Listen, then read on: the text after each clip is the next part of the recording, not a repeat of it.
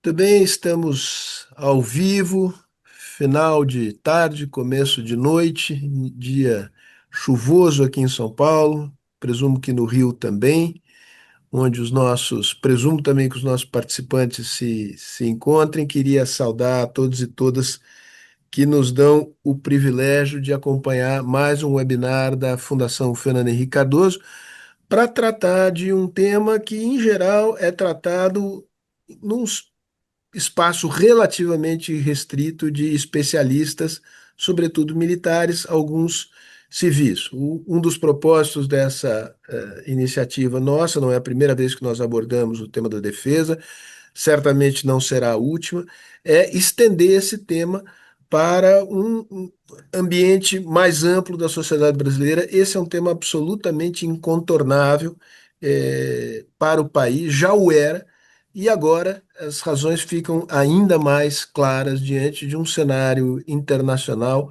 marcado por um nível de conflito que não se via há várias décadas. Para fazer essa discussão, nós chamamos três pessoas altamente qualificadas, que conhecem os aspectos gerais, estratégicos do tema da defesa e também aspectos que são muito importantes, como o tema da indústria militar e, em particular, um tema que é cada vez mais importante neste campo e em outros, que é o tema da cibersegurança. Antes de apresentá-los com um pouquinho mais devagar, eu gostaria de pedir à produção que apresentasse as marcas das empresas que apoiam o ciclo anual de seminários da Fundação Fernando Henrique Cardoso. Eu queria agradecer a todas e a cada uma delas. Pedir também um minuto da atenção de vocês para o nosso vídeo institucional e depois passamos propriamente à apresentação dos nossos convidados e à discussão. Encarar desafios civilizatórios inéditos por meio do diálogo e da produção de conhecimento. Promover discussões de qualidade, abertas a diferentes perspectivas e pontos de vista. Ter capacidade de aperfeiçoar a democracia e superar a polarização destrutiva. Entender o papel do Brasil em um mundo de constantes transformações. Num dramático cenário de mudanças climáticas, ser parte da solução. Fazer bom uso da tecnologia para promover altos padrões de governança e um desenvolvimento sustentável e inclusivo. Conhecer o passado, entender o presente e projetar o futuro. Fundação Fernando Henrique Cardoso. Um legado em movimento. Muito bem, passo agora a apresentação dos nossos convidados. Aqui, mais uma vez, eu agradeço. Queria aqui notar que o professor Eliezer Riso está aqui conosco, manda uma mensagem, um abraço grande, saudoso, a um dos grandes especialistas no tema da defesa na Academia Brasileira. Eu começo pelo almirante Antônio Rui de Almeida Silva, que, como eu mesmo disse ao início, é almirante da reserva, doutor em Relações Internacionais pela PUC do Rio de Janeiro, pesquisador sênior do Instituto de Estudos Estratégicos da Universidade Federal Fluminense e membro do GACINTE USP. Em seguida, Eduardo Siqueira Brick, professor titular aposentado da Universidade Federal Fluminense. Na mesma instituição, ele é pesquisador do Núcleo de Estudos de Defesa, Inovação, Capacitação e Competitividade Industrial. Eduardo é PhD em Engenharia de Sistemas pela Escola Naval dos Estados Unidos.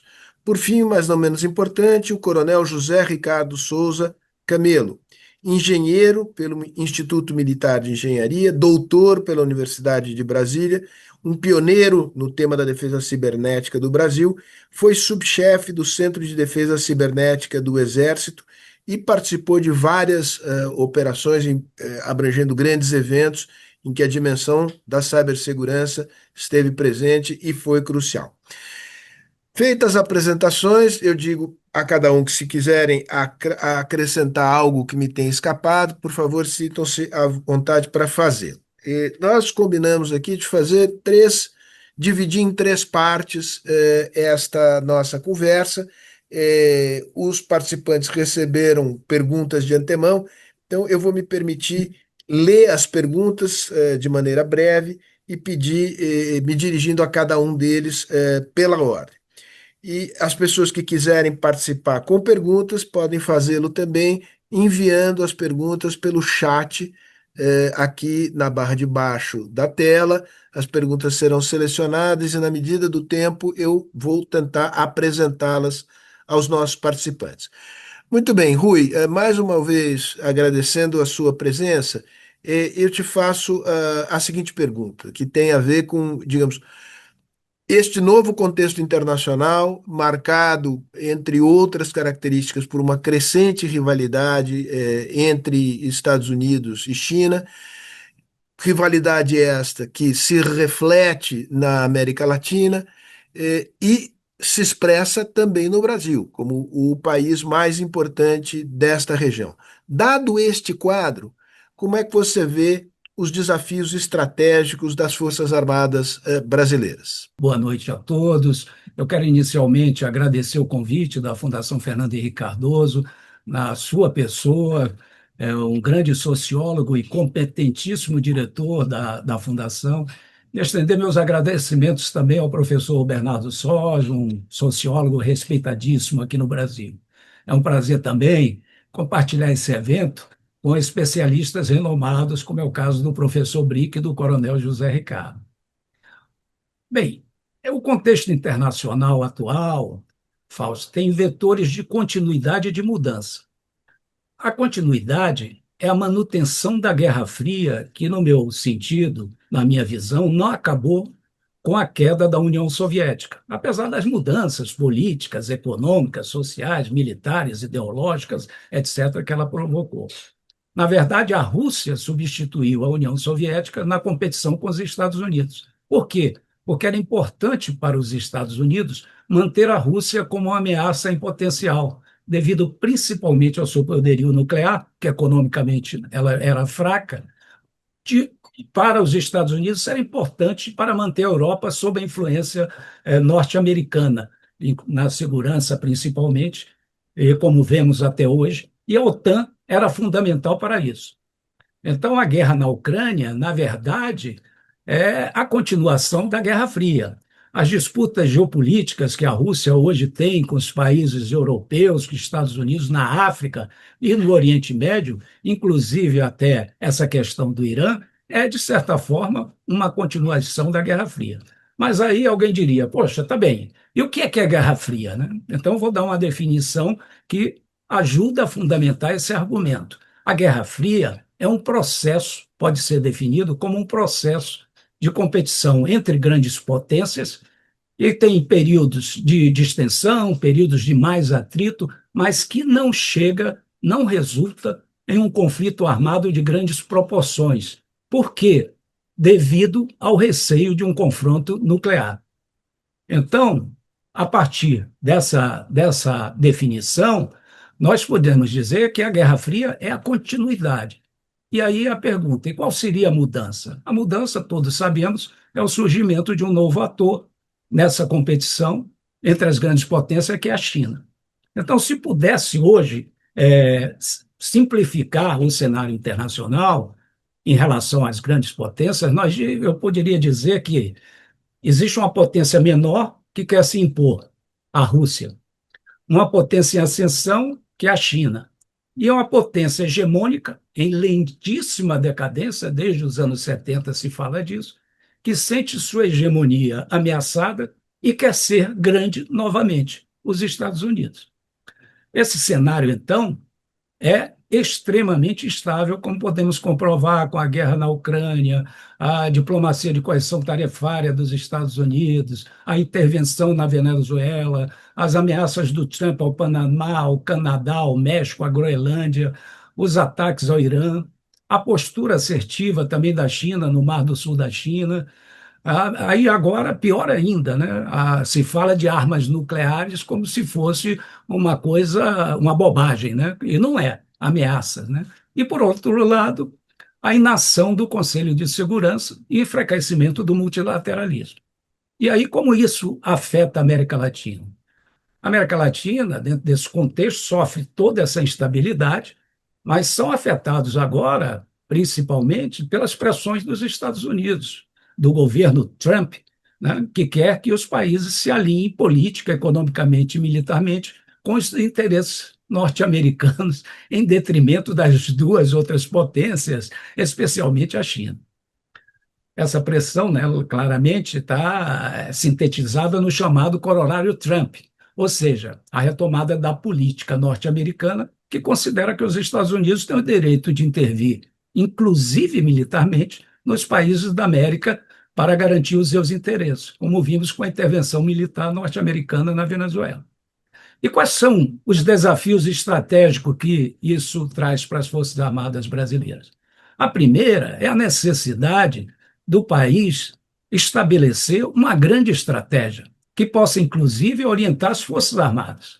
Precisa de saber o que é que o Brasil quer, quem são as principais ameaças, quais são o nível de segurança que a sociedade deseja para orientar as Forças Armadas. Segundo, aí já relacionado direto com as Forças Armadas, a garantia da soberania e defesa territorial. E o importante é o seguinte: contra intervenções militares limitadas, porque os Estados Unidos dizem que não querem grandes guerras. É claro que ele entrou agora no Irã e está se complicando, mas ele diz lá na Estratégia de Segurança Nacional que ele não quer se meter em grandes guerras, ele quer usar a diplomacia coercitiva para ameaçar ou usar a força limitada. Então, isso dá uma questão, traz um problema muito grave para as Forças Armadas, inclusive brasileiras, de se preparar para uma intervenção desse tipo, cuja reação tem que ser imediata. Ele disse que na Venezuela durou 1 hora, no Irã está durando 8 dias. Então, não é como uma guerra normal que você tem tempo de ir ajustando, como a gente vê na guerra da Ucrânia, né, onde os erros foram de um lado e do outro tentando modificar. O segundo desafio é a modernização e capacitação estratégica e tecnológica das Forças Armadas. O terceiro é o aprofundamento da interoperabilidade entre as Forças Armadas, ou seja, as Forças Armadas precisam trabalhar como um sistema único.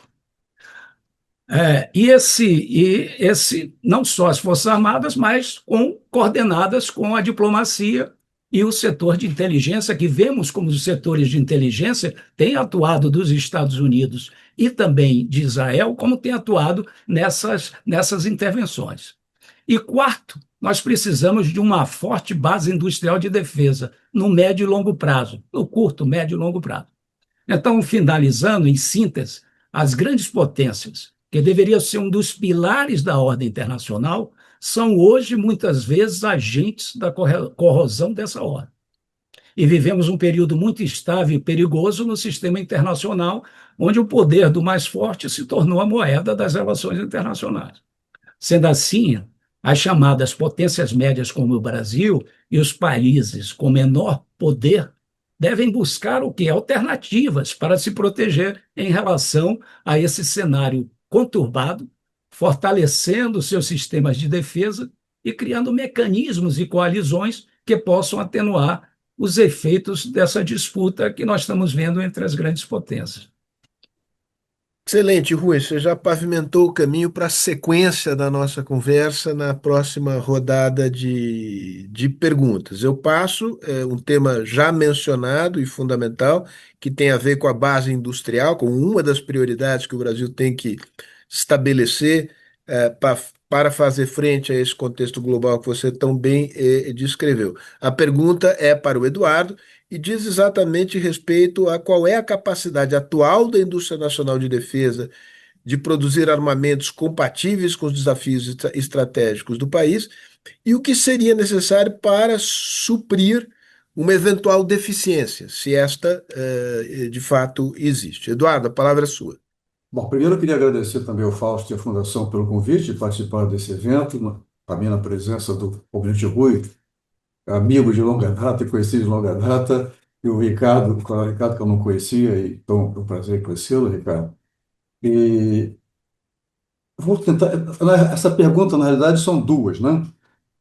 foram colocadas duas perguntas. Uma muito fácil de responder e rápido, ok? A primeira pergunta é: qual a capacidade atual da indústria nacional de defesa para produzir armamentos compatíveis com o desafio estratégico do país?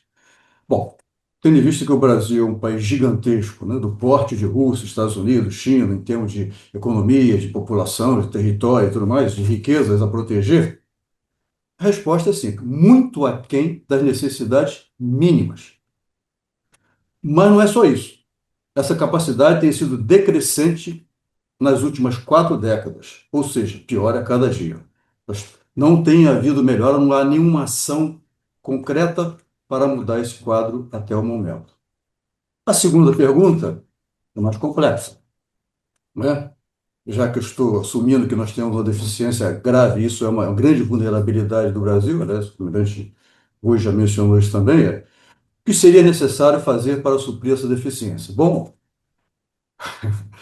é uma pergunta extremamente complexa. Eu vou procurar reduzir isso aqui no curto tempo que nós temos em 4 pontos, né?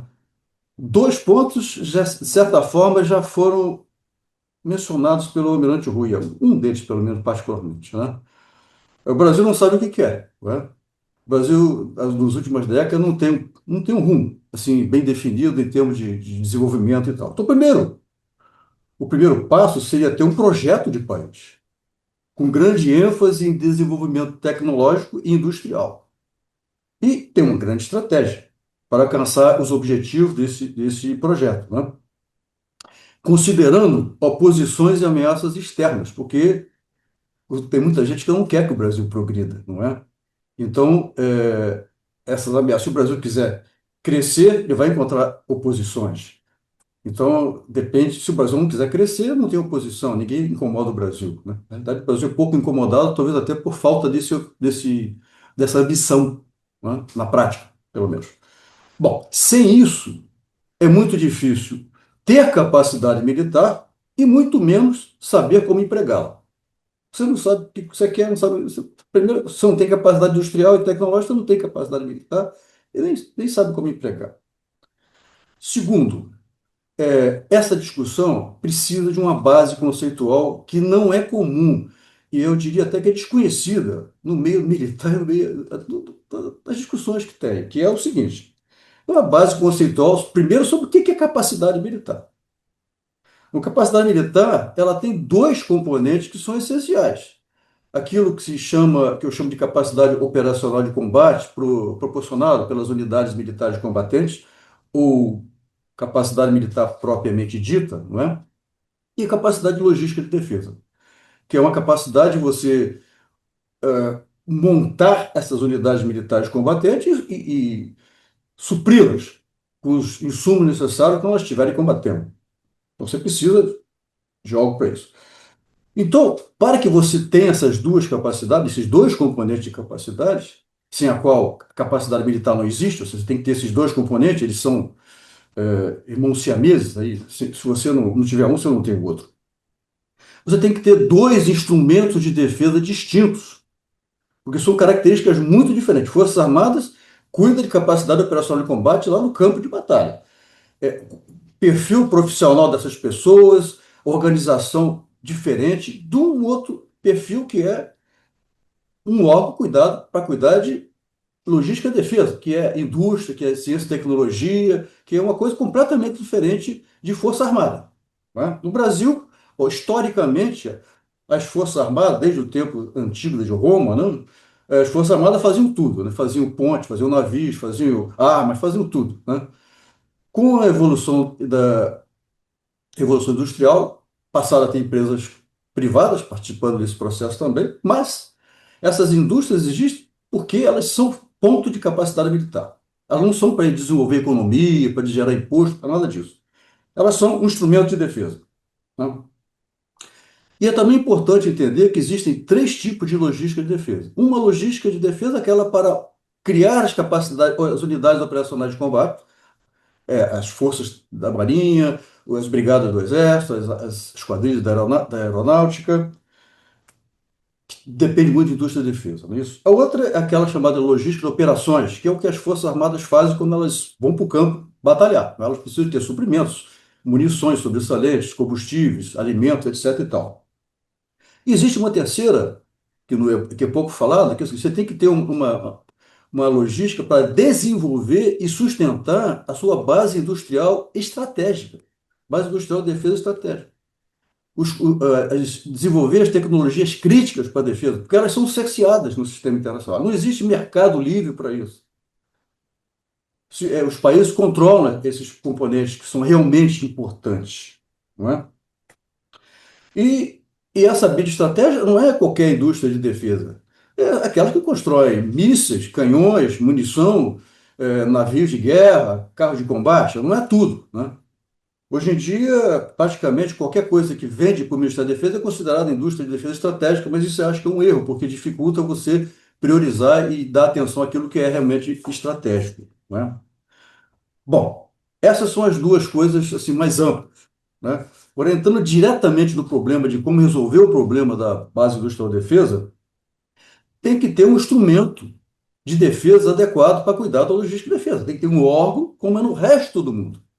Todos os países do mundo hoje em dia têm um órgão que é independente das Forças Armadas, composto por engenheiros, economistas, técnicos, cientistas, para cuidar da logística de defesa.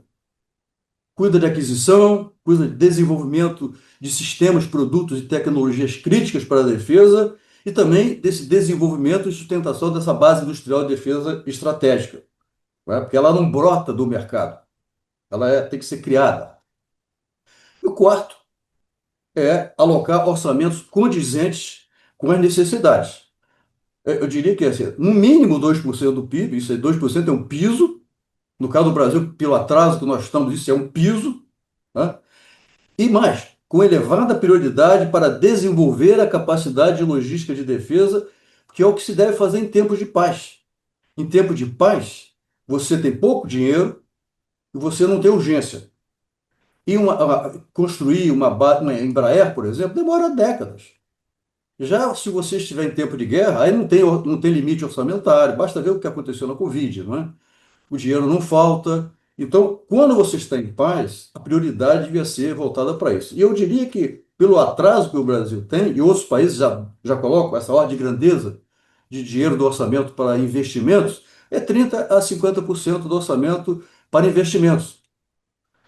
Na BID nacional, na Base Industrial de Defesa Nacional, e não em fornecedores externos, que é a prática mais comum nas Forças Armadas do Brasil. Eduardo, só para a gente ter um número que eu acho que é importante ter em mente, até para a gente avançar na discussão nas rodadas subsequentes.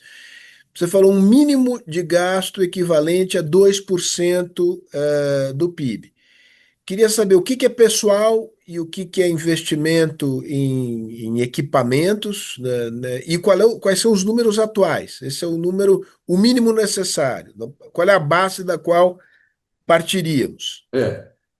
As pessoas falam muito em percentual de gasto com pessoal, né? Bom, evidentemente, pessoal é uma coisa inelástica, ok?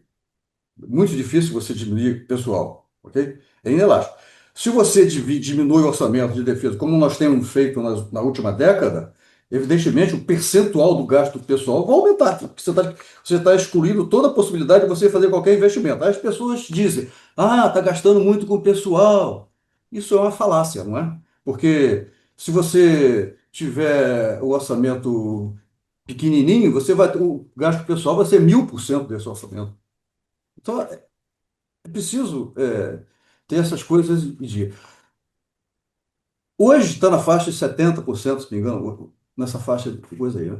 E existem gastos de pessoal também que não é contabilidade, por exemplo, tem gasto de pensões de militares, né? Pensão de militar é um sistema basicamente autossuficiente, porque os militares pagam isso a vida toda, até aposentados, os pensionistas pagam a vida toda. Mas isso não entra no cálculo, não entra na estatística do orçamento de defesa, né? Só entra a despesa, não entra a receita.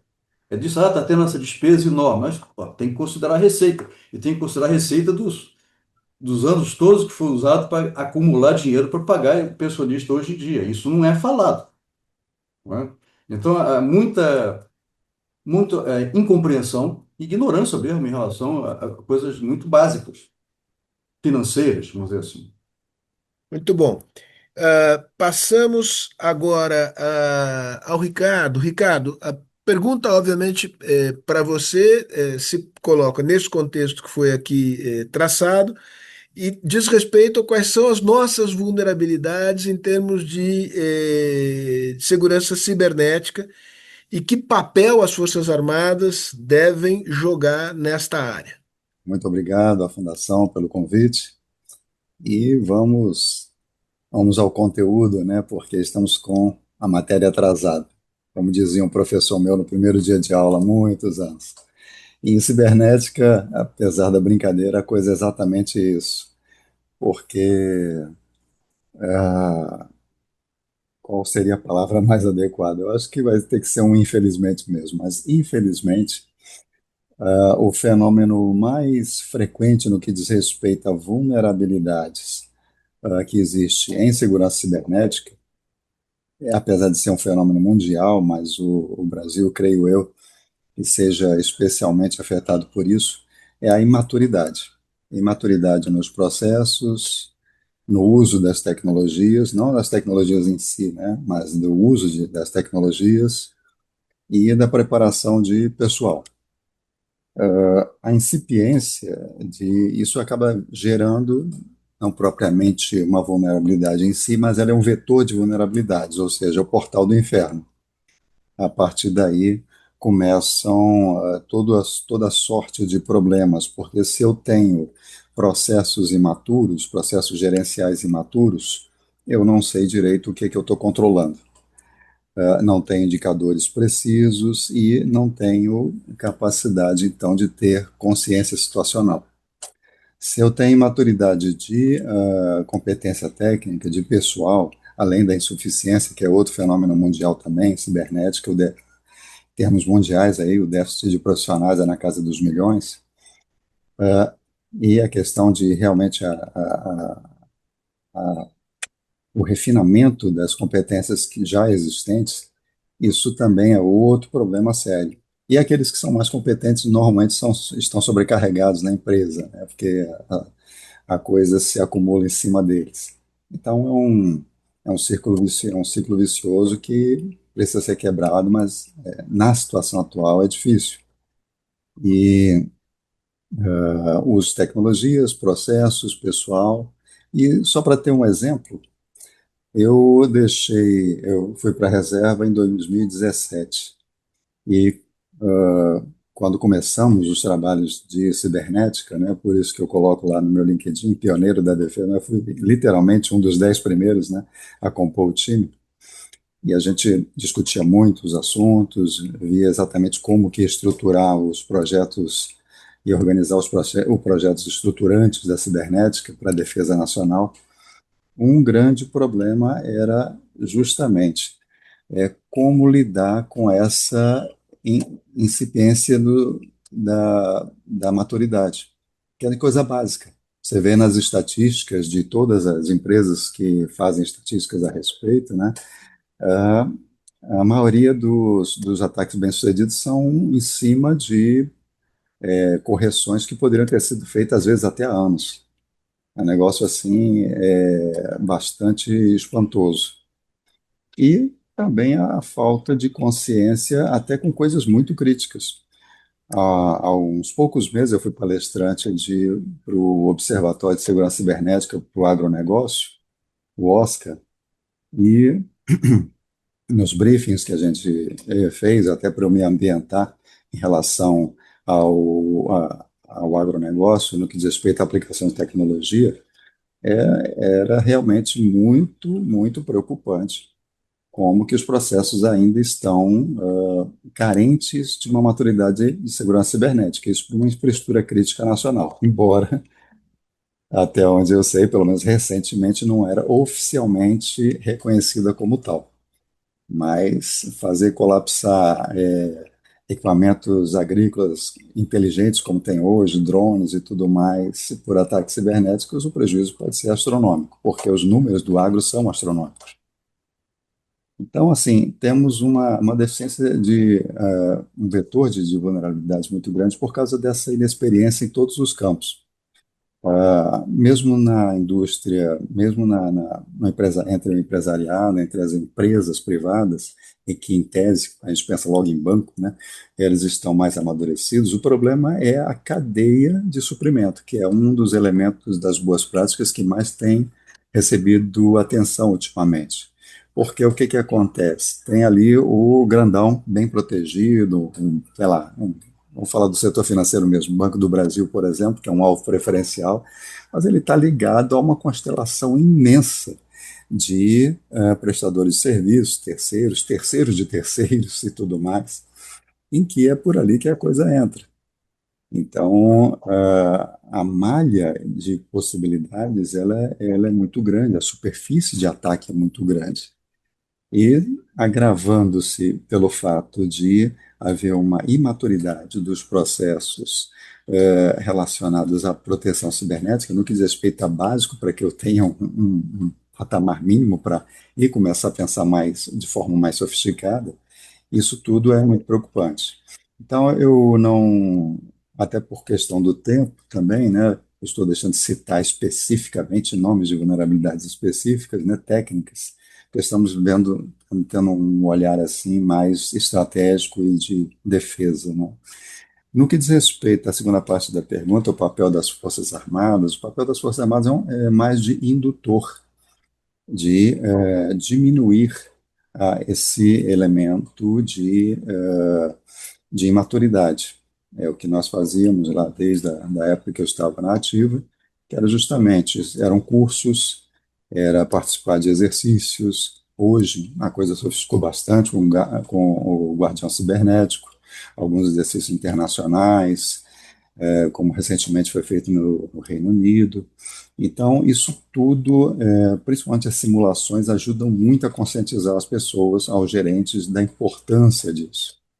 E, obviamente, fabricar cérebros, né? Quer dizer, fabricar cérebro não é uma expressão adequada, mas fabricar ah, o- novos profissionais que possam pensar. Eu fui 2 vezes professor em cursos de capacitação para administradores de gestão de segurança da informação na APF, e foram 2 turmas apenas, isso online, teve 2 versões anteriores que era presencial, mas eram turmas bem menores, e atingimos centenas de pessoas, isso é muito importante. Coisas como esse evento aqui, de fazer as pessoas pararem para pensar que não, a cibernética não é coisa só dos malucos da TI, né, aqueles nerds lá que não querem muita interação e só então, a coisa deles é essa parte técnica. Não, hoje em dia a coisa é muito mais abrangente. Bom, por hora eu Muito fico bom, por Ricardo. aqui. Então, panorama geral. Depois podemos mencionar coisas mais específicas. Você falou do setor É, financeiro, tá bom. agro, infraestrutura. Podemos entrar em temas mais específicos. Eu, antes de passar para a segunda rodada de perguntas aqui, eu queria trazer uma pergunta que foi feita pelo jornalista Marcelo Godoy, do Estadão. Como bom jornalista, não é uma pergunta, é um conjunto de perguntas que ele nos faz. O Marcelo conhece essa matéria bastante, faz perguntas mais específicas. E acho que elas são importantes porque nós certamente nos defrontamos com restrições orçamentárias. Não será possível, digamos, ter um programa máximo de investimentos. Preciso definir um programa mínimo de investimentos congruente com as prioridades. Ele faz as seguintes perguntas. Ah, Quais seriam as nossas prioridades de investimento para uma estratégia crível de negação de acesso aéreo? Ele mais especificamente faz uma pergunta sobre MTC-300, antiaérea de média e grande altura e submarino nuclear no cenário atual em que os drones revolucionaram o campo de batalha. Acho que por trás dessa, se eu consigo traduzir bem aqui para o público mais amplo, a preocupação do Marcelo é a seguinte: você tem uma mudança tecnológica no uso da força, que é a multiplicação do uso dos drones, que são muito mais baratos, tá certo? Os outros equipamentos têm uma sofisticação muito maior, custam muito mais. Então tem uma espécie de trade-off aí que eu acho que ele procura explorar. Acho que tem mais uma pergunta aqui, mas vamos por partes. Eduardo, eu acho que essa pergunta vai na tua direção, embora obviamente que ela é aberta a todos que queiram aqui comentar.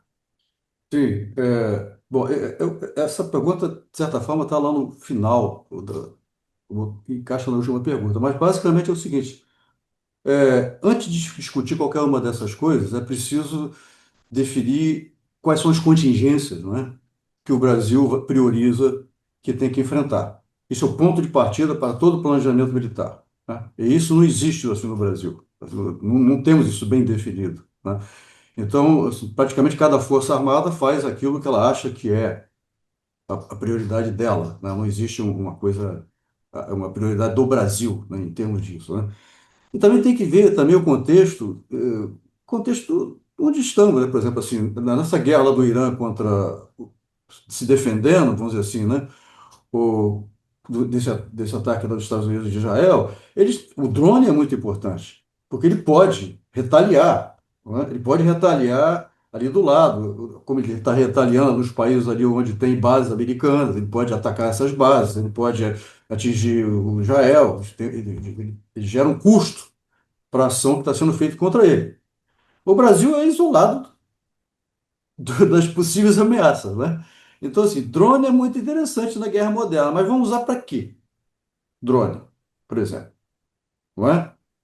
Para quê? Agora, já defesa aérea, não. Defesa aérea, nós estamos vendo que não existe guerra hoje em dia que você tem que ter uma defesa aérea, uma negação mínima de capacidade de se defender contra ameaças aéreas, não é? Coisa que nós, se olhar, olhar o PAED, os projetos estratégicos da Força Armada, não tem nada sobre isso. Tem lá 2.000 guaranis, mas não tem nada de defesa aérea, por exemplo. Então, também pensando, qual é a contingência que a gente vai ter que usar? Estou dando aqui um exemplo, né? Me parece muito óbvio, assim, que em termos de prioridade, que defesa aérea é quase que uma obrigação, né? O uso de mísseis hoje em dia, mísseis, e foguetes de longo alcance, tudo isso é uma coisa básica. Nós devíamos ter uma indústria forte nisso, não é? Então, então, essa discussão passa por essa definição das contingências, né? E também do cenário, né? O cenário geográfico em que nós estamos. Não adianta fazer drone, uma drone aqui de 50 quilômetros, 20 quilômetros, vai jogar o drone em cima de quem? Né? Então, há muitas assim, questões que precisam ser discutidas num nível mais alto antes de se entrar no detalhe de qual é o armamento mais adequado para aquele problema. Primeiro tem que definir o problema. Depois a gente pensa a solução. Nós temos a tendência de primeiro apresentar a solução para depois procurar qual é o problema. Isso nunca é bom. Agora, Eduardo, você fez uma menção a um problema, uma questão que me chama a atenção. Vou deixar aqui no ar, depois quem quiser pegar essa bola, que a agarre. Mas assim, que inclusive na conversa entre as três forças, tem pouco de planejamento conjunto de aquisição de equipamentos, evidentemente que em função de definição de prioridades conjuntas. É um retrato, eu estou distorcendo o retrato Bom, que você transmitiu, ou é é isso disso que mesmo. nós estamos falando? É disso que nós estamos Ô, falando. eu posso ir na pergunta Claro do que doutor, pode. Sérgio? Pode, Bem, pode. a pergunta do Godoy é extremamente importante, né? Porque o Brasil tem como sua estratégia a dissuasão. Então, e hoje nós vemos que os drones se tornaram extremamente importantes em qualquer conflito. Vemos no guerra na Ucrânia, estamos vendo agora no ataque dos Estados Unidos, na defesa, nos ataques iranianos, ou seja, realmente para você ter uma estratégia, né, de anti-acesso, né, que é não permitir que venha, você precisa realmente de usar muito drones. Drones são baratos, proliferação de drones que são baratos. E o Brasil, inclusive, tem uma maior fábrica de drones, eu não sabia, da América Latina aí, que vende para drones para tudo quanto é campos, né, de agricultura, etc. Né? Então, precisa também, lógico, que se você tiver dinheiro, então, primeiro, precisa de sensores e guerra eletrônica. Você precisa conhecer o campo de batalha, saber o que é que está vindo, etc, etc. Então, aí é comando e controle, eu estava anotando aqui, drone, satélite, radar, para você tentar enxergar alguma coisa. Depois você precisa ter defesa em camada, né? Como nós vimos lá, que o próprio Israel tem, ou seja, os mísseis de alta altitude, os mísseis de média altitude e o curto alcance, que é menor, né? A terceira coisa. Então você precisa de mísseis também para fazer isso, se for possível, né? E precisa, porque eles usam drones, tanto quem quer defender precisa usar drone, e isso é importante porque os custos são menores. O Brasil deveria já, e já existe aí as Forças Armadas aqui e ali, está fazendo isso, mas nós deveríamos investir maciçamente na questão dos drones, e os drones, inclusive hoje já juntos com inteligência artificial, quer dizer, são enxames de drones que talvez é uma coisa muito mais barata, né? Que pode, bem trabalhada, é uma coisa muito mais barata num cenário de restrições orçamentárias, né? Então, sem sombra de dúvida, os drones vieram para ficar. Não é a solução de tudo, como o BRICS muito bem apontou, Uhum. mas vieram para ficar. Mas ele, como o tempo não dá muita coisa, ele fez uma observação também sobre submarino nuclear. Os submarinos são as melhores, no meu ponto de vista, a melhor arma para dissuasão. Submarinos, eles estão ali ocultos. Pode ser que agora, de repente, com o desenvolvimento tecnológico, daqui a pouco seja mais fácil identificar os submarinos. É, Dentro dessa ciência quântica que está vindo aí, pode ser até que seja mais fácil, mas por enquanto é melhor. E o submarino nuclear, ele é extremamente importante pela capacidade que ele tem de ocultação, pela permanência, etc. É claro que um submarino só não vai resolver o problema do Brasil. Você precisa ter pelo menos três. Um lá, um em manutenção, um em voltando, ou seja, precisa disso. Mas o submarino é realmente uma boa decisão que o Brasil tomou nessa coisa de dissuasão. Ele fala do MTC-300. É um míssil, se eu não me engano, o 300 é de 300, eu anotei aqui, 300 quilômetros, né? É claro que um míssil desse ajuda, mas o outro lado já tem mísseis de 500, 1.500, mas tem que... Agora, essas coisas não podem ser compradas assim, aqui e ali. Isso precisa de uma integração para realmente você investir bem em coisas que deem mais resultado. Mas os drones são fundamentais. E o submarino é uma ótima arma para dissuasão num país que diz que a dissuasão é a sua estratégia preferida. Deixa eu trazer o Ricardo para essa conversa aqui, depois a gente segue. Ricardo, de novo nesse tema, digamos, da necessidade de integração, planejamento conjunto, etc. No tema da defesa cibernética, esse é um tema que penetrou as três armas, digamos, tem uma discussão, uma presença desse tema nas três armas. Dito de outra maneira, as três armas discutem esse tema de maneira articulada, ou isto ainda é muito fragmentado e disperso dentro das Forças Armadas? A defesa cibernética, ela nasceu já integrada com as três forças, desde o primeiro capítulo. Como eu estava lá, literalmente mesmo, no capítulo 0, estava lá no prefácio, né, quando nos reuníamos lá no QG do Exército, Marinha, Exército, Aeronáutica, para rascunhar o que se tornaria a Política Nacional de Defesa Cibernética, alguns anos depois, para atender algumas diretrizes que foram pedidas para o setor na época, até a efetivação do Centro de Defesa Cibernética e depois do Comando de Defesa Cibernética. Eu chefiei vários oficiais da Marinha e da Aeronáutica. Então, isso sempre houve. Tudo bem que a Estratégia Nacional de Defesa ela colocou uma força líder para cada setor: nuclear, marinha, cibernética, exército, espacial, aeronáutica. Mas a cibernética, por esse caráter de permear tudo, né, ela já foi concebida, o próprio exército tomou essa iniciativa, depois que ele consolidou o terreno, assim, de ele ser a força que gerenciaria. justamente de chamar as outras forças para, desde o começo, tomarmos decisões conjuntas, porque uma coisa que ficou muito clara depois, nas operações reais, é que não tem vida possível em cibernética sem colaboração, ou, em outras palavras também, sem o compartilhamento da informação. Isso é uma lição aprendida mundial. Fiz um curso na Alemanha, por exemplo, em 2015, né, que eram mais de 80 nações e a frase mais repetida era essa, né, que era o compartilhamento de informação. Então, houve sim uma integração, mas, como o Almirante destacou, o Eduardo, o professor Eduardo também, essa dificuldade de colocar claramente, em termos nacionais, não no nível das forças individualmente, o que o país efetivamente quer como defesa, né, isso já compromete o topo da pirâmide, porque tudo estaria alinhado para lá. Isso faz várias consequências para baixo, e quando chega lá no andar da cibernética, vamos dizer assim, né, ela vai estar em queda de braço com uma série de outras coisas, seja internamente mesmo, em cada força, seja entre as forças.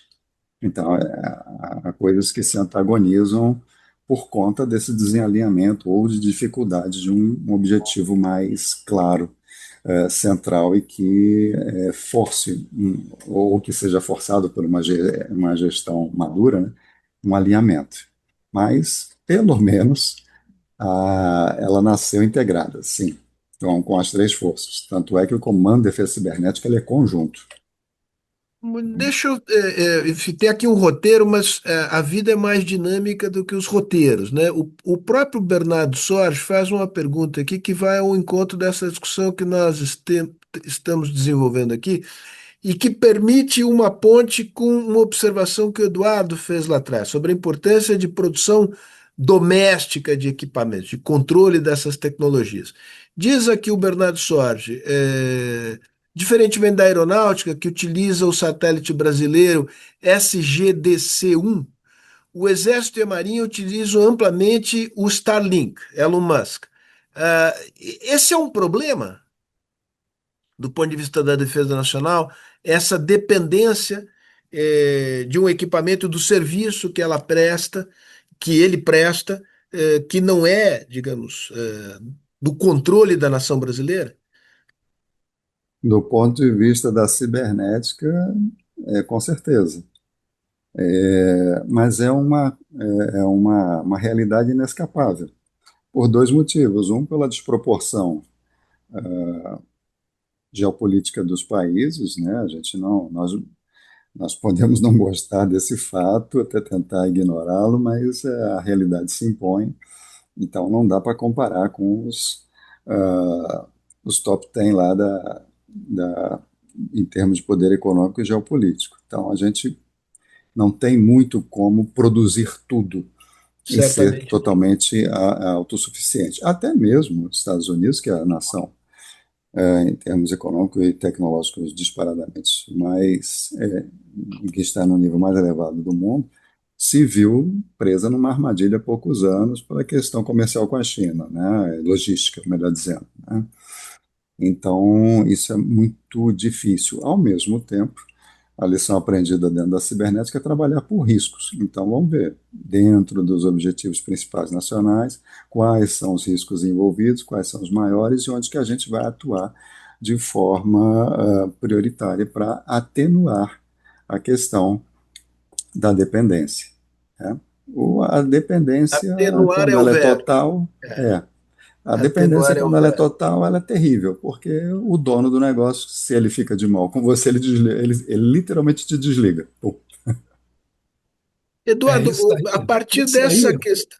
Isso aí, só para. Isso Fala, eu Rui. concordo rapidamente, concordo plenamente com o Ricardo. Isso é uma vulnerabilidade grande, né? Vocês vejam que agora, recentemente, parece que a Rússia estava usando o Starlink em dentro da Ucrânia e simplesmente desligaram. O Elon Musk andou dizendo que ia desligar lá um ano atrás ou 2 anos atrás o Starlink para as forças da Ucrânia. E aí o Departamento de Defesa teve que pagar o contrato com ele. Então fica na mão além das questões, né, naturalmente, de vulnerabilidade das informações que transitam, fica também dependendo de uma empresa estrangeira as comunicações necessárias para determinadas atividades de caráter militar ou de desenvolvimento, né, que às vezes a Marinha também desenvolve essas coisas, mas é realmente uma grande vulnerabilidade.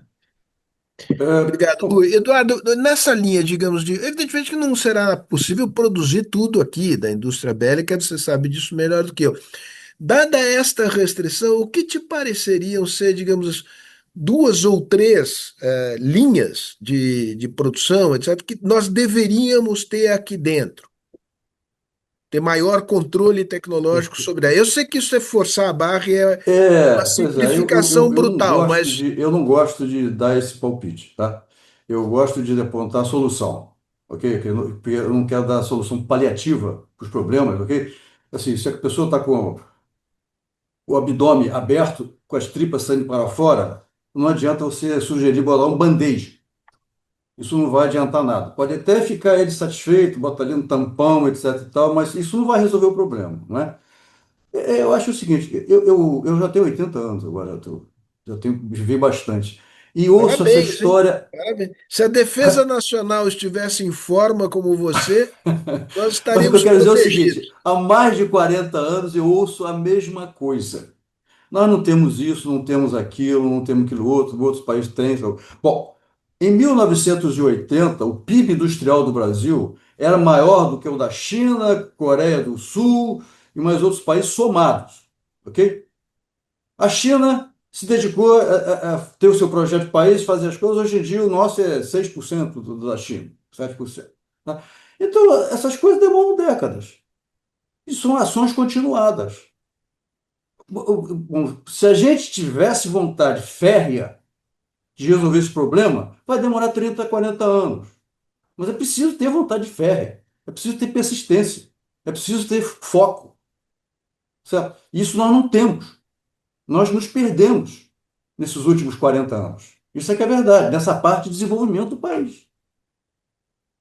Entende? Eu participei, eu era da Marinha na década de 70 e participei de projetos de desenvolvimento de vários equipamentos da base industrial de defesa. Eu trabalhava na especificação, a gente ia lá, fazia um protótipo na indústria, comprava uma cabeça de série, botava nos navios, então estava crescendo uma base. Foi criada uma base industrial de defesa naquela época. Não só isso, infraestrutura e outras coisas mais. Aqui não tem nenhuma discussão ideológica, tá? De democracia, nada. Estou falando assim objetivamente em termos de desenvolvimento nada impede que um país democrático faça a mesma coisa. Isso que é o ponto. Nós não temos essa visão. E nós estamos sempre repetindo, mas nós não temos isso, não temos aquilo. Os Estados Unidos é desenvolvido, a China já está lá competindo com os Estados Unidos. Ela estava atrás do Brasil há 40 anos atrás. Agora, Então, assim, Eduardo, nós temos deixa que eu te. parar de falar, de só elucubrar e partir para a ação. Agora, para partir da ação, é preciso, primeiro, ter consciência de que é preciso partir para a ação. É preciso que haja um movimento do país, é preciso que a imprensa fale sobre isso, é preciso que muita gente fale para mobilizar o país para resolver problemas. Não ficar só entregando nossas coisas para os outros, esperando que os outros resolvam para a gente. É o que nós estamos fazendo. Então, por isso que eu não gosto de dar uma solução desse tipo, porque assim, porque isso não vai resolver problema nenhum. Porque eu já ouço isso falar há mais de 40 anos. Eu tô vivendo isso há 40 anos, pelo menos, né? Então, e vi que nós estamos muito melhores, estou falando, nós estamos só perdendo coisas. Mas perdendo por coisas. Eu vou dar um exemplo aqui, tá? Nós tínhamos uma empresa ótima, boa, de nível mundial para fabricar carro de combate, que era a Ingesa, não é? Competia, produzia, fez o Osório, foi lá, competiu lá na Arábia Saudita, tecnicamente competiu com os franceses, com os ingleses, ganhou tecnicamente, não conseguiu a coisa. Essa empresa faliu por, sei lá, 70, 80 milhões de dólares. Hoje nós estamos fazendo um projeto, eu estou dando exemplo do Guarani, não estou criticando o Guarani, estou falando só o seguinte, que a gente não tem esse foco de desenvolver o que é nosso. Tá? É um projeto de 4 bilhões de dólares que está na mão de uma empresa estrangeira. Nós matamos a nossa empresa, que era para estar competindo, exportando tudo mais, e essa empresa não deixa a gente exportar. Então, assim, nós temos que ter nosso foco, o nosso objetivo. Não podemos ficar esperando que os outros façam pela gente. Esse é que é o ponto. Ninguém vai fazer nada pela gente e tem mais, vai atrapalhar a gente fazer qualquer coisa. Sempre que for Eduardo, deixa eu possível. pegar esse ponto, deixa eu jogar essa bola para o Rui. Rui, digamos, premissa um, não dá para fazer tudo aqui, é, uma parte tem que ser feita aqui. Eduardo tem razão no sentido que, digamos, houve uma depreciação da nossa capacidade. Nós vamos ter que pensar também em alianças militares, tá certo? Como é que você vê nesse campo estratégico, nesse mundo convulsionado, briga de cachorro grande, que alianças militares fazem sentido do ponto de vista do Brasil? Com que alcance, com que termos, em torno de que objetivos? É, o, boa pergunta, Fausto. Brasil, fora o período, né, com os Estados Unidos, durante a Segunda Guerra Mundial, né, o Brasil não tem essa ideia de alianças, né? Então, na verdade, o que nós temos é uma dependência, por exemplo, nós temos uma dependência estratégica em relação à questão, por exemplo, de tecnologias. Temos dependência estratégica em relação a doutrinas que normalmente são adaptadas ou copiadas dos Estados Unidos e da OTAN. Nós temos a dependência digamos assim, de uma. Não vou dizer que é dependência, mas nós temos a hegemonia norte-americana, por exemplo, no âmbito aqui multilateral do sistema interamericano de defesa, né? O TIAR, etc., etc. Então, nós.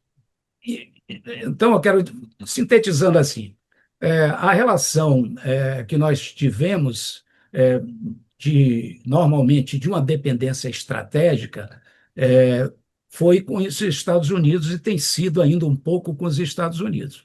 O Brasil tem procurado sair dessa dependência estratégica a partir dos anos 70. Em 1970 e poucos, o Geisel denunciou o acordo militar com os Estados Unidos, né? E isso só vai ser retomado, esse acordo militar só vai ser retomado com Lula em 2010, com os Estados Unidos. Mas até 1977 nós tínhamos uma grande dependência estratégica e os Estados Unidos pensavam na gente, não era uma aliança, mas nos pensávamos o Brasil como dentro do conceito de segurança hemisférica, na qual o Brasil tem um papel auxiliar, né, contra a União Soviética na Guerra Fria. A partir dos anos 70, as Forças Armadas brasileiras começam a mudar um pouco e viram que, olha, nós precisamos acabar não com essa aliança, mas essa dependência estratégica. E passaram a focar mais nos interesses próprios do Brasil. A Guerra das Malvinas mostrou como isso foi importante, porque na Guerra das Malvinas mostrou que os Estados Unidos, apesar do TIAR e etc., podemos discutir se a Argentina foi quem invadiu, mas os Estados Unidos nitidamente apoiaram os seus aliados da OTAN.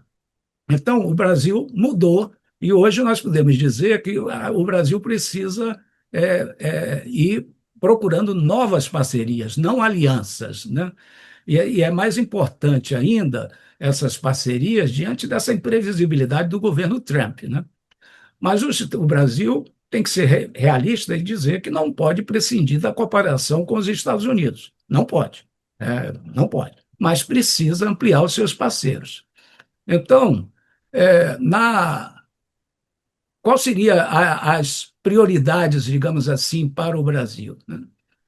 Primeiro, o Brasil precisa, não de aliança, mas precisa ter uma preocupação grande com a questão regional. Então, a prioridade, inclusive, da nossa política de defesa é a América do Sul. Então, nós precisamos persistir na implementação de mecanismos regionais de cooperação multilateral, de consulta e intercâmbio. Não estou falando de alianças. Não estou falando de OTAN, da América do Sul, nada disso. Estou falando de mecanismo, como chegou a ter um pouco o Conselho de Defesa Sul-Americano, que foi por espaço junto com a Unasul. Né? E isso foi péssimo para o Brasil e muito bom para os Estados Unidos, mas nós temos essas dificuldades geradas pelas diferenças políticas, né, ideológicas dos governos. Vi os governantes lá com o Trump agora, nesse fim de semana, ó, de algumas nações aqui. Mas o Brasil precisa persistir. A outra vertente de atuação do Brasil deve ser a África. A Zona de Paz e Cooperação do Atlântico Sul, que até hoje vai fazer 40 anos esse ano, e ainda não disse para o que veio, é a hora, é uma oportunidade histórica do Brasil agora, vai ter a reunião agora em abril, do Brasil. Olha, nós temos aqui, a África é importante para a gente, porque nós compartilhamos o Atlântico, né? É importante nós termos essa zona de paz e cooperação do Atlântico Sul, que foi criada justamente para evitar, para reduzir o conflito entre as grandes potências fosse trazido para cá, para o nosso quintal, precisa atuar nisso. O terceiro continua sendo a Europa. Nós temos uma parceria enorme aí com a França, que é por causa dos submarinos, também da questão espacial, e, além do mais, a França tem fronteira aqui com o Brasil. Então, a França é um parceiro interessante, não para fazer aliança, mas um parceiro interessante. A Suécia, né, era melhor antes da OTAN, mas agora entrou para a OTAN, mas também no poder aeroespacial. E fora do circuito ocidental, a Índia é um parceiro promissor, até porque não cria muito problema com os Estados Unidos, por enquanto, né? Finalmente, a gente não pode deixar de ver, cara, a China e, de certa forma, a Rússia. A Rússia é o segundo maior exportador de armamento do mundo. Então, tem um desenvolvimento importante em várias áreas. Então, esses dois também não podem ser deixados de lado dentro de determinadas parcerias, com muito cuidado, para não melindrar os Estados Unidos. Aliás, a China não tenta. Pode notar isso. A questão da China, aqui no que os americanos chamam de hemisfério ocidental, as Américas, é comércio. Né? Ele procura um pouco de diplomacia de defesa, as relações de defesa, mas ele não tenta melindrar os Estados Unidos aqui digamos, nesse hemisfério ocidental. Em síntese, o Brasil deve continuar, na minha ideia, Fausto, de forma gradual a diversificar suas parcerias, na busca de uma maior autonomia estratégica, sem buscar, logicamente, nem alinhamentos, nem alianças no sentido formal. Nessa na linha, vou pegar uma pergunta que nos foi feita pelo professor Eliezer Riso, que eu acho que é uma pergunta provocativa e interessante. Ah, vamos direto à pergunta. Em que medida os Estados Unidos, sob Trump, e eventualmente a possibilidade de que Trump não seja mais o presidente, mas que a doutrina de segurança nacional estratégica dos Estados Unidos não se altere em administrações vindouras, qual é o tamanho dessa ameaça para o Brasil? No que ela pode vir a se materializar? Como é que vocês enxergam esse risco? Sei que é difícil de fazer esse tipo de apreciação, mas acho que vale a pena aqui lançar essa pergunta provocativa, não só porque ela foi feita pelo Eliezer, já seria motivo suficiente para fazê-la, mas porque ela também encontra como destinatários gente que tem conhecimento e opinião a respeito. Quer que eu comece? Sérgio, Eduardo? Então, Quem, deixa o quem pessoal quis- falar. quem quiser se não, arriscar, podemos. Ricardo, quer se arriscar? não, desculpa, Almirante, só esclarecer a pergunta. Sérgio, eu não entendi muito bem a ameaça em si, Veja, no que está na pergunta. que ameaça? Quer dizer, O que foi chamado de ameaça? Então, é razoável imaginar que ocorra no Brasil algo semelhante ao que ocorreu na Venezuela? Esse é um cenário que deveríamos levar em consideração para estabelecer os nossos objetivos de defesa, ou isso, digamos, é de tal maneira improvável que isso não deve entrar no nas nossas cogitações? É, alianças entre big techs americanas e o Estado americano, né? Interferindo em setores críticos da nossa infraestrutura como elemento de coerção diplomática. Esse é um, devemos considerar isso como uma ameaça crível ou isso é fantasia paranoica? É esse tipo de reflexão que eu estou querendo provocar aqui com vocês. O É, Eliezer jogou o Trump, mas você poderia pensar em, enfim, outras potências também, mas ó, fiquemos aqui nos Estados Unidos. rapidamente, Sérgio, ó, os Estados Unidos, eu não vejo assim a probabilidade de ser uma ameaça real, né, de um ataque ou de uma guerra com os Estados Unidos, eu vejo probabilidade baixíssima. Agora, eu não descartaria a possibilidade de crises que possam até chegar ao ponto de uma intervenção do caráter como na Venezuela. Não um negócio de tirar presidente, nada disso, mas de imposição. Então, para isso, se ele está ameaçando tomar a Groenlândia, tomar o Canadá, que são os parceiros dele, está ameaçando a Espanha, porque não cedeu as bases lá e não está apoiando. Então, nós devemos colocar nossas barbas de molho e nos prepararmos, sim. Eu diria até com certa, porque serve para os Estados Unidos, mas serve para qualquer outra intervenção, até porque a estratégia nacional, a política e a estratégia nacional de defesa tem como uma das hipóteses de emprego uma intervenção de potência maior vindo ao Brasil, seja por recursos naturais, seja por qualquer outra coisa.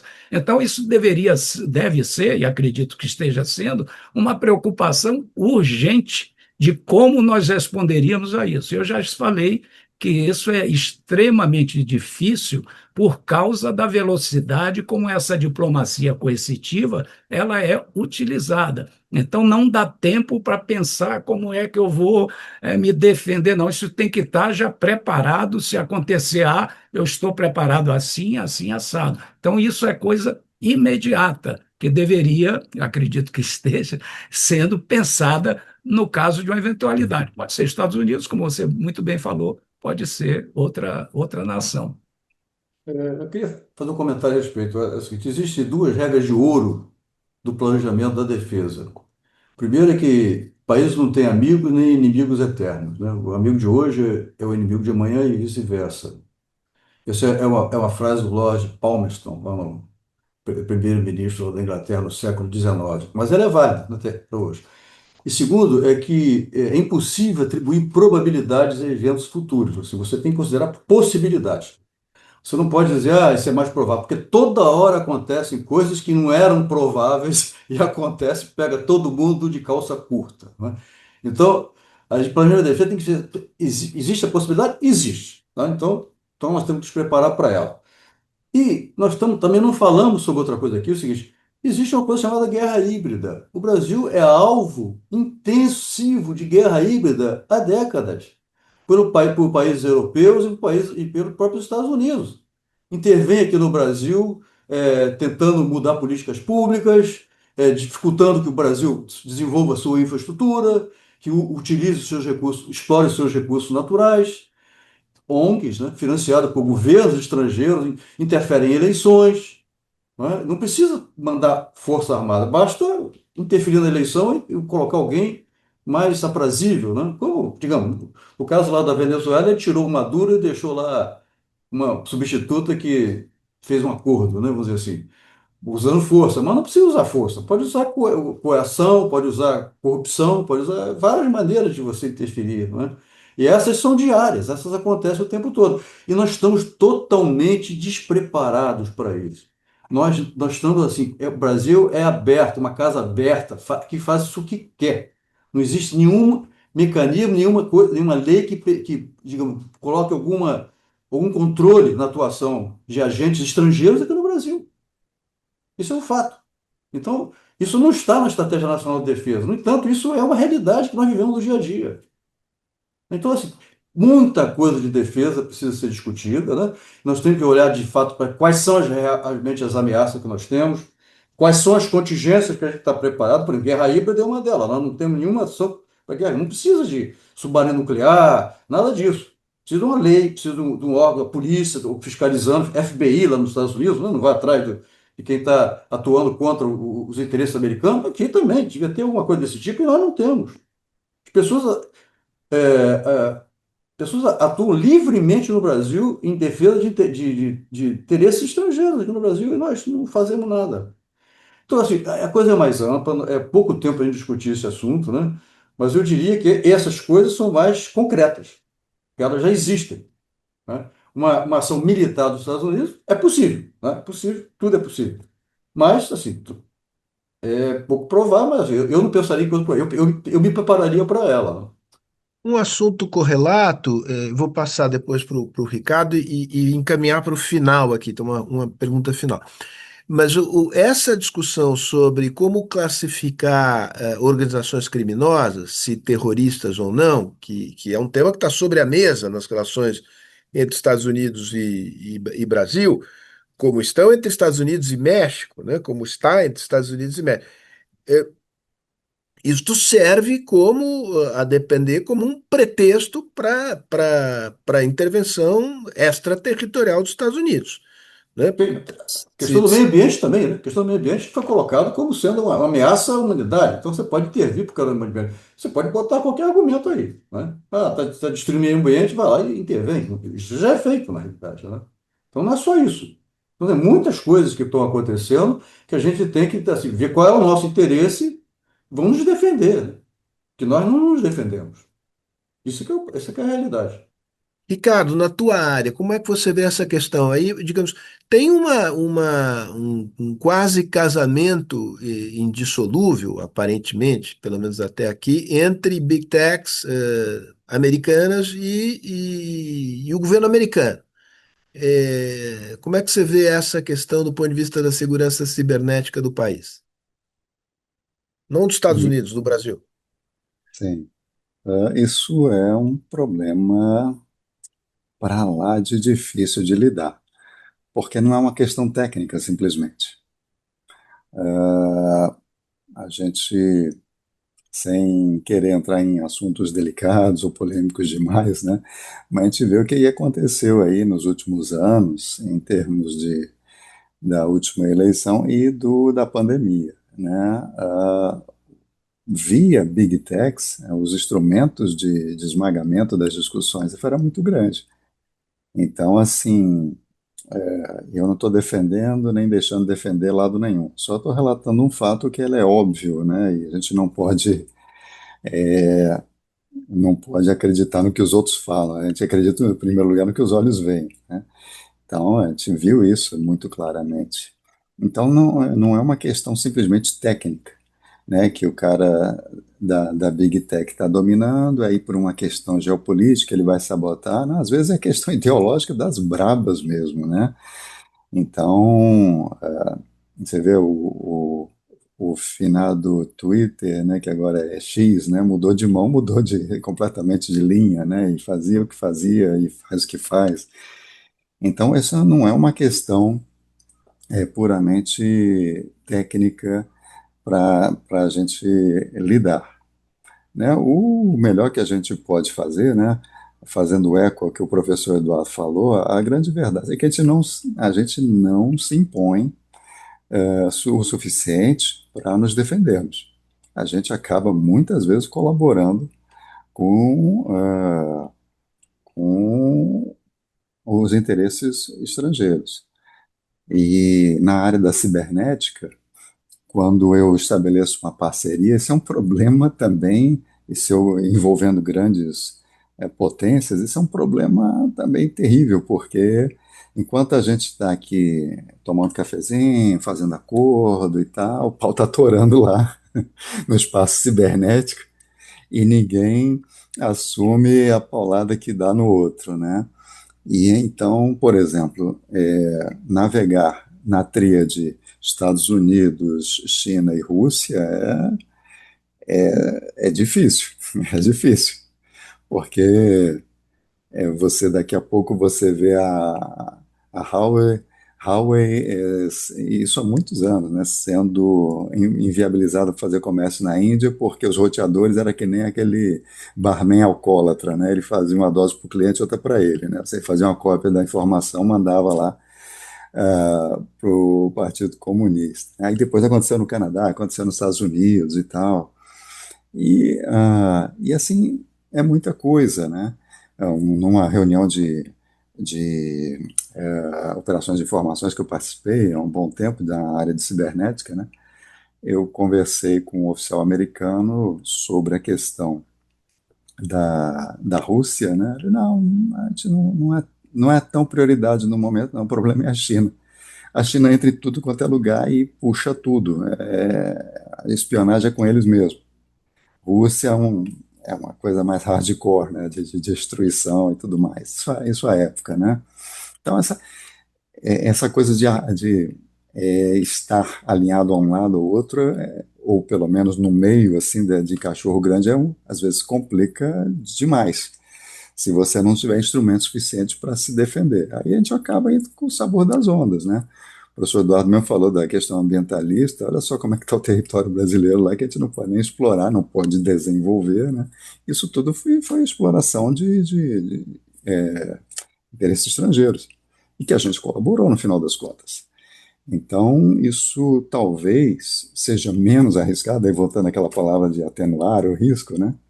Pelo menos lado da cibernética, você está mais próximo a a força gravitacional de uma das potências de preferência, né? Ou pelo menos com ligações históricas mais sólidas, do que você está com alternativas muito antagônicas, isso do ponto de vista da cibernética, tá? A cibernética ela não se esgota em si, ela permeia tudo, então ela também sofre ação de tudo. Então eu estou fazendo uma resposta mais focada, mas em termos reais a coisa precisa ser ainda melhor pensada para ver todos os pesos, né? Na situação específica real, lá o decisor no governo e tal, se ele precisar lidar com isso, né? Mas seria melhor lidar estar mais próximo de um determinado grupo de potências que é mais, vamos dizer assim, tem maior número de afinidades, ou pelo menos quando ele parte para fazer alguma coisa, ele é mais explícito. Ó, vou fazer e sinto muito, sai da frente. Que a maioria a gente nem sabe, só vai saber 30 anos depois. Uhum, uhum. Então, são coisas que não é uma coisa simples isolado do ponto de vista cibernético, porque você fala assim, ameaça ao país por causa de uma potência, suas empresas, sua força militar, etc. Depende do contexto e depende de quem está decidindo lá do outro lado, como eu falei no início da minha fala. Nos últimos anos a gente vê o pau torando aí questões entre países e questões de super empresas e tudo mais, mas a questão está muitas vezes por interesses pessoais ideológicos da cúpula da empresa. Então, assim, é difícil de você se posicionar. Aí volta a fala do professor Eduardo, a gente tem que aprender a se defender, a gente tem que ter um foco. A gente tem, o nosso caminho é esse, então vamos construir, nem que demore 30, 40 anos, mas a gente não sai daqui. Eu tenho só um Mas, comentário. Existe um projeto de lei, né, no Congresso, que é um projeto de lei do deputado Felipe Barros, que é para ter algum controle sobre ONGs com financiamento estrangeiro, pelo menos para saber quem está pagando, quanto é, quem está dando dinheiro, né, pelo menos saber isso, o mínimo que tem que saber, né, e também para proteger a indústria de defesa, proteger tecnologias críticas do país, materiais estratégicos, porque isso aí nós tínhamos na nossa Constituição, o artigo 171, se não me engano, que permitia ao Estado fazer essa proteção, mas isso aí foi tirado, né? Foi tirado da Constituição, em 1996, se não me engano. Então nós perdemos uma arma legal de nos defender. Na verdade foi isso, nós nos abrimos e fica aqui aberto para quem quiser vir. Então, isso aí é um projeto de lei, uma coisa concreta, pelo menos ser discutido isso deveria, né? Pelo menos ser debatido na imprensa, não sei o quê, mas há uma camada de silêncio total sobre esse assunto. Não se discute. Eu acho Eu, muito estranho. Gente, eu vou ter. eu, Rui, eu vou precisar fechar aqui, porque nós tá, estamos tá já com bem. o tempo estourado. Não, mas pode. Não, não, Não, não é quero te só, eu acrescentar. acho essa ideia do Ricardo e do BRIC extremamente importante. O Brasil precisa ter a sua estrutura de cybersecurity, precisa ter uma indústria, inclusive inteligência artificial, que seja nossa aqui. Não podemos achar que os nossos dados estão na nuvem, né? Não sei qual nuvem é essa, e que qualquer país não espionem. Né? Se o chinês espiona, a NSA espionou, a Merkel espionou aqui a Dilma. Então, eu acho que nesse campo, viu, Ricardo e Eduardo, eu estou com vocês. Não existe o bonzinho e o malzinho. Na hora H, e nós temos casos aí que a empresa e o Estado diz, olha, me dê as informações porque é questão de segurança nacional. Eu quero ver a empresa nos Estados Unidos não darem para o governo americano. Vemos a questão da Cloud agora, que está brigando brigando com o Ministério da Guerra agora, porque ele não queria que a inteligência artificial fosse utilizada para a guerra. Está nos princípios, num dos objetivos da Uhum. Cloud. Né? Ele ganhou uma licitação e o Trump está ameaçando ele de usar, e o Pizzek, de usar uma lei lá atrás que transformaria a Cloud, uma empresa americana, como se ela fosse uma empresa estrangeira hostil aos O Estados Unidos. risco para a cadeia de suprimentos. Ó, Essa é. então, meu amigo, não existe bonzinho aqui. Solução, longo prazo. O Brasil tem que investir em ciência e tecnologia, uma indústria de defesa importante, inteligência artificial, e como a gente já viu, como eles já andaram mais ou menos, talvez dê para dar salto. Agora, a gente precisa de vontade política e, naturalmente, recursos para ver o que é importante para o Brasil. Senão, nós vamos ficar nessa dependência estratégica, enxugando gelo aqui até o final dos tempos. Obrigado aí, só. É isso. Não, é isso. Acho que é um bom resumo, né? Os ventos não sopram a favor de quem não sabe aonde quer ir. Né? Então, eu acho que tem um problema interno nosso, que se reflete em vários campos de política pública, mas na defesa, que foi um tema colocado à margem, ele é ainda mais agudo. Ele precisa ser incorporado ao centro da discussão da agenda de desenvolvimento do país. E haverá divergências. Eu sou franco em dizer aqui várias coisas que Eduardo e Ricardo disseram aqui, com as quais eu não concordo, mas é legítimo. Né? Isso a gente precisa colocar isso sobre a mesa, discutir isso de maneira ampla. Essa é a diferença entre as decisões que eram tomadas em regime autoritário e que são tomadas agora.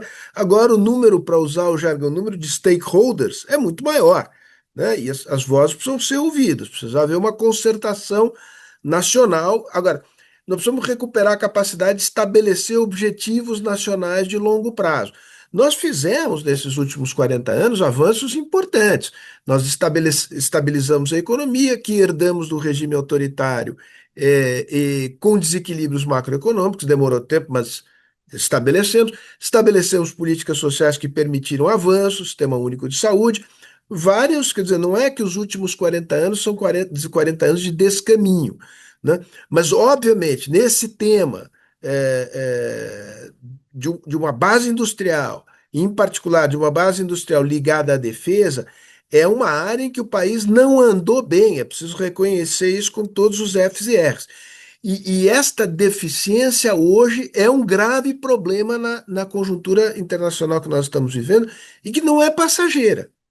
Nós entramos num outro momento do mundo. Né?